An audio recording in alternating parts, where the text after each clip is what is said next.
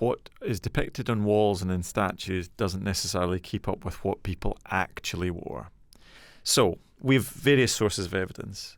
The depictions do seem to show a change over time, where at some point maybe women would wear a kind of tight-fitting sheath dress in, say, the Middle Kingdom or earlier New Kingdom.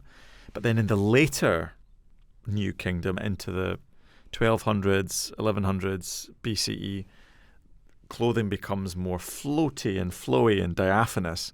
And people, both men and women, are wearing makeup. They're wearing jewellery. They're wearing perfume cones on their heads, which are made of wax.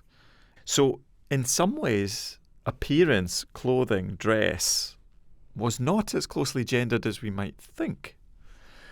But there is also archaeological evidence of garments that have survived. Linen garments for the most part. So the standard outfit is something resembling what in modern Egypt is called a galabea, which is like a long tunic which reaches down to the ankles. We've got examples of these. Some have fairly ornate decoration added in small parts.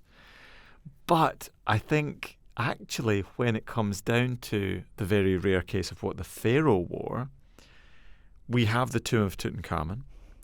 It had his wardrobe in it, not terribly well preserved. That was something that hadn't survived so well.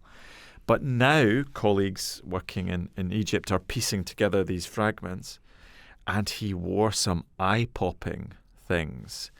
I mean, shoes and sandals with elaborate, very intricate designs, beautifully woven and stitched garments. And there's one piece which is my favourite, which seems to be in a kind of feathered pattern, quite colourful. And it is more like you get in these Hollywood recreations of Yul Brynner in The Ten Commandments or Elizabeth Taylor in that Cleopatra film from the 1960s than actually the more spare, conservative depictions on the wall are. So you could imagine a king in this kind of feathered, patterned, colourful cloak swooping up to his throne. And it was pretty camp. It was more Katy Perry than not.